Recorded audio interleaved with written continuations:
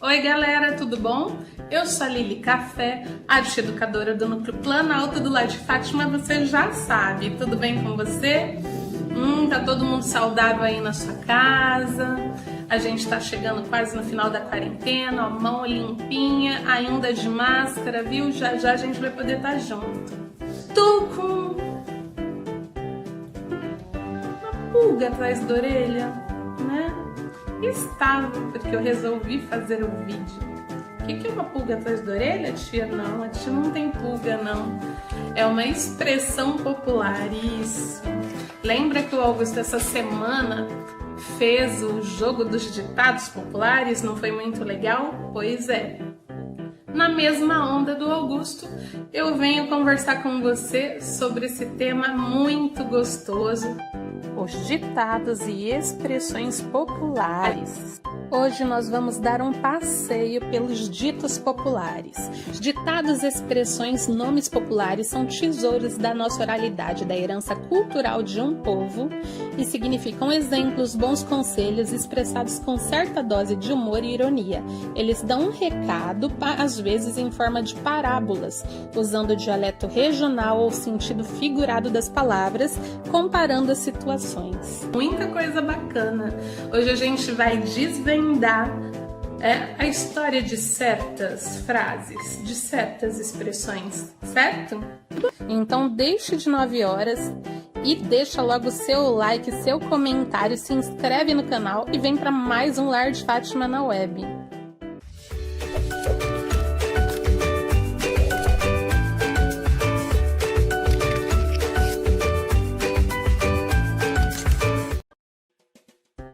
Cheio de 9 horas, é para você não ficar com o que a gente chamaria hoje de mimimi aí, ficar fazendo hora, não. Por que eu usei o termo 9 horas? Porque de primeiro, assim, no Brasil dos anos 20, antes, horário, cidadãos normais fazerem a social na rua, estarem por aí, por ali, conversando com amigos, né? Andando, era no máximo até as 9 horas da noite. Quem estivesse na rua depois das 9 horas da noite não era considerado uma pessoa direita decente, né? Quem estaria na rua depois das 9 horas eram os boêmios, né? Os que trabalhavam na noite, que não eram muito bem vistos, as pessoas jogadas na rua. Pois é, mesmo sendo homem. A mulher não devia nem estar na rua, né? Porque naquela época era horrível para as mulheres, mas enfim. Bom, é uma delícia falar os ditados, né? Escutar, chega a ser gostoso no ouvido da gente, não é verdade? Porque sempre lembra alguém mais velho, né? Que era cheio de soltar um ditadinho. Os ditados, as expressões populares, elas são imbuídas de cultura do sentido de sabedoria, sabe? Sabedoria dos mais antigos. Por quê? Porque são coisas históricas. E eu separei algumas curiosidades para você saber exatamente o que você está falando, E agora, que frase que você quer saber? Mas eu separei algumas ótimas para vocês. Lágrimas de crocodilo. Usamos essa expressão para definir alguém que não é muito sincera, assim, com as suas emoções, né? Tá fazendo drama, tá fazendo exagero. E por que fala? Porque o crocodilo, quando morde, pressiona suas glândulas lacrimais, tanto que ele começa a lacrimejar. Então, quem tá chorando lágrimas de crocodilo tá querendo se fazer de vítima para você, para depois, te dar uma mordida, tipo um golpe. Puxa-saco. Os puxa-sacos eram soldados de baixa patente, né? Que eram designados para carregar os sacos de provimentos, de suprimentos para os superiores, quando tinham campanhas e viagens. E certo deles começavam a gostar dessa situação de submissão, porque eles ficavam mais próximos desses superiores do exército, capitão, general e tal, quem era superior, e eles achavam que eles poderiam obter uma promoção de patente, né, e aumentando na carreira. Então esses eram os puxa-sacos. Rodar a baiana. Tem uma história muito legal nesse ditado. No carnaval do começo do século, as cabrochas, as moças das favelas iam desfilar. E elas sempre eram assediadas por muitos caras folgados, né, que vinham e beliscavam as nádegas delas.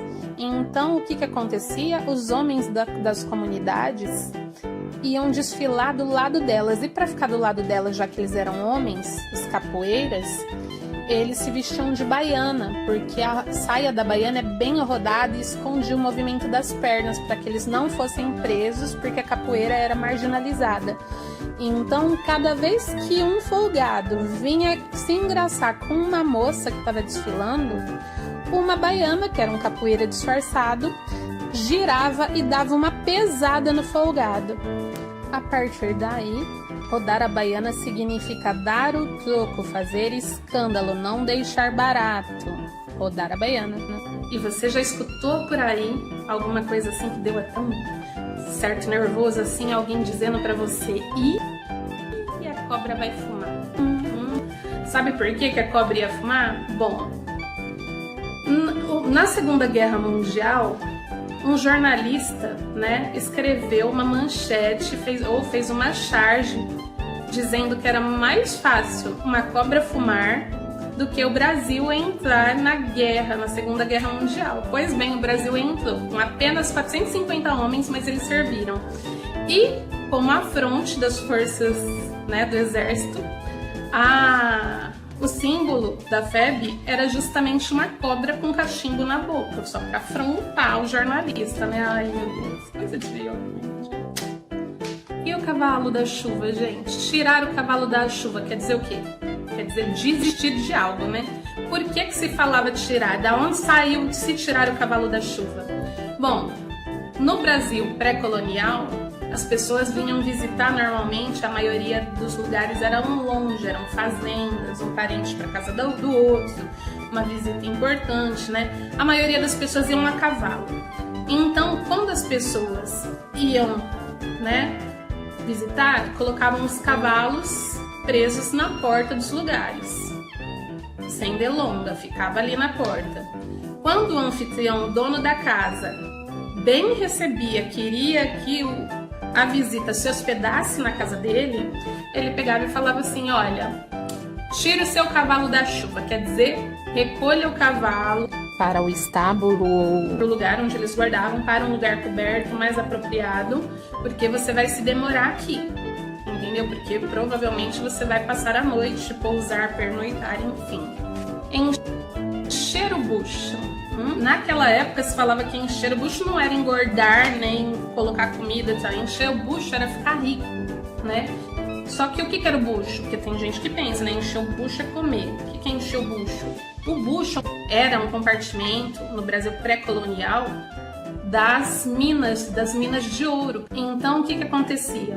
Os mineiros, os escravos que eram mineiros, né? Eles colocavam o ouro no bucho, que era esse compartimento que ficava na parede, porque eles só iam sair de lá no fim do dia, quando terminasse o trabalho, né? Então, daí vem essa expressão encher o bucho, quer dizer, colocar bastante ouro, se encher eu vou ficar rico, entendeu? Né? Nesse mesmo caso das minas, que eram onde acontecia muita coisa, onde é um berço de ditados populares infinitos, normalmente um dia inteiro de mineração rendia cerca de 30 gramas de ouro, né? Só que tinha dia que não rendia, eles não conseguiam achar ouro. Muitos dias, cerca de 1/3 disso, então era 10 gramas. E daí veio aquele xingamento feio, mas que tem gente que pensa que é outra coisa, mas na realidade não é. Ô desgrama, não é desgrama, desgrama, tá se referindo a 10 gramas ou 10 gramas, entendeu? O dia ruim, só deu 10 gramas, só deu 10 gramas. Aí quando o escravo não rendia, né? Ou em outros lugares também, porque também faziam isso com outros empregados, que eram praticamente escravos também, eles eram alimentados. Os escravos, os empregados que eram queridos, que tinham rendido no trabalho, ganhavam uma tigela cheia. Os empregados que eram considerados ineficientes, preguiçosos, que não rendiam nada, ganhavam só meia tigela. Então daí veio a expressão, sabe, de incompetente, quer dizer, ou caboclo de meia tigela, ou sujeito de meia tigela, quer dizer que o cara não rendia, entendeu? Né? Você já ouviu alguém mandar alguém para os quintos dos infernos? Pois é, você acha que quinto dos infernos é um lugar, não é? Mas quintos dos infernos não é um lugar. Na realidade, o quinto dos infernos era o quê? O senhorzinho, o patrãozinho que explorava o ouro, né? Ou a igreja, no caso, lá em algumas minas de Minas Gerais. Esse ouro seguia para ser vendido, pesado e taxado pela coroa portuguesa. A coroa portuguesa tinha direito a 20%. 20% era um quinto do valor. Então, os donos do ouro falavam, mas é o quinto dos infernos. Quer dizer assim, eu não gosto, mas eu tenho que dar esse bendito desse quinto para a coroa portuguesa. É o que estão me explorando, entendeu? São os impostos. Quando um pai queria achar um casamento para sua filha, lá antigamente, a mocinha se apaixonava pelo rapaz e tal. O que a mamãe dela queria saber? Queria saber se ele era formado, se tinha fazenda, carro e tal, né? Tudo era meio no interesse.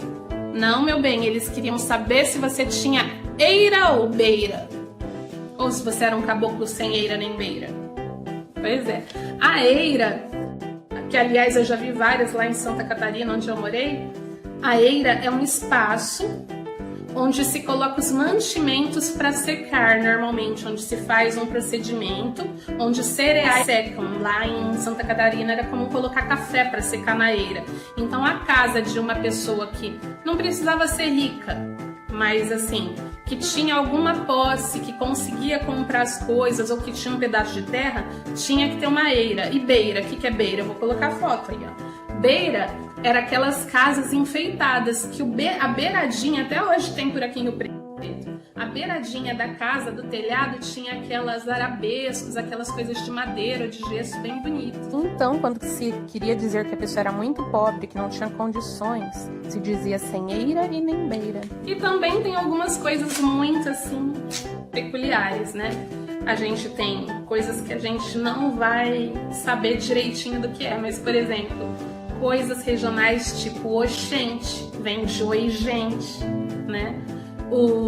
Dizem que forró é a palavra forró, do ritmo gostosinho, forrozinho. Não é forró. Esse termo vem do inglês farwell, pois lá no Nordeste, mais precisamente em Pernambuco primeiro, vieram os engenheiros britânicos para compor as ferrovias lá do Nordeste.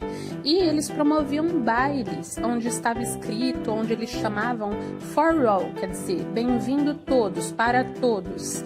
E os nativos acabavam falando forró. E forró, como ninguém sabia a tradução, acabou virando um termo para designar festa e baile no Nordeste. Mineiros veio o uai, né? Os ingleses, que também tiveram muita presença em Minas Gerais. Sim, vocês se lembram que eu falei que eles foram os engenheiros lá das ferrovias no Nordeste? Pois é, anos e anos de conquistas, explorações em todo o mundo, eles também eram especialistas em mineração. E isso fez com que eles viessem para Minas Gerais na época pré-colonial. A dificuldade de comunicação era muita, porque eles tinham que, tentar o português, e também para muitos africanos que também não falavam português corretamente, né? Então, eles ficavam o tempo todo perguntando why, que é por quê, quando eles não entendiam muita coisa. Então, eles ficavam confusos, era why. E aí, os nativos e os escravos começaram a imitar e saía why. E assim, a expressão why se popularizou lá em Minas Gerais. Dizem que o why so, que vem com so junto, seria de ricer, né? Por que, senhor? E aí, será que é verdade? Será que diz que me diz que? E aí? Bom, com esse vídeo eu inauguro o meu desafio, né? Não é o Juninho do Augusto, que foi muito legal. Eu quero ver vocês, meus aluninhos, ou pessoas aleatórias, não sei, reproduzirem em fotos ditados e expressões populares. Para dar o pontapé inicial na nossa brincadeira, eu chamei o professor Lucas de dança e o professor César de esportes para reproduzir 2 ditados. Olha só que bacana. Agora vocês me dizem quais ditados que eles estão reproduzindo nas fotos. E também é a sua vez de reproduzir o seu ditado popular favorito. Vai ser muito legal, vamos fazer isso? É a nossa brincadeira de hoje. Eu espero que você tenha gostado dessa aula. Eu, como sempre, adorei. Achei muito bacana. E semana que vem eu te espero.